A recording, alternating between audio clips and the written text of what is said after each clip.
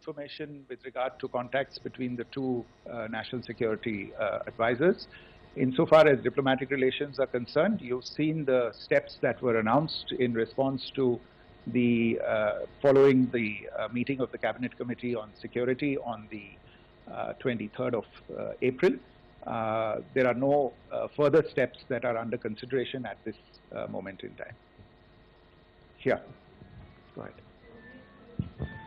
Foreign secretary, मेरा नाम मनीष है, मैं TV9 भारतवर्ष से हूं और आपने खुद ही बताया कि कितना मिस इन्फॉर्मेशन क्रॉस बॉर्डर से आ रहा है। बल्कि ऐसा लग रहा है जैसे पाकिस्तान के प्राइम मिनिस्टर और डिफेंस मिनिस्टर तक भी प्रोपेगेंडा करने में मिस इन्फॉर्मेशन में आ गए हैं।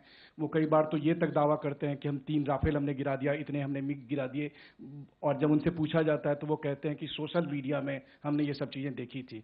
तो अगर आधिकारिक तौर पर अगर आप कुछ कह सकें इस पर, ताकि उन्हें भी समझ में आए कि इस तरह के प्रोपेगेंडा नहीं चलने वाला है। देखिए, जब सही समय होगा तो आधिकारिक तौर पे इसके बारे में सूचना दी जाएगी। लेकिन जो आपका प्रश्न है कि प्रधानमंत्री और उप प्रधानमंत्री और विदेश मंत्री, उनके रक्षा मंत्री इस तरह की बातें कर रहे हैं, तो इसमें अचरज की कोई बात नहीं है।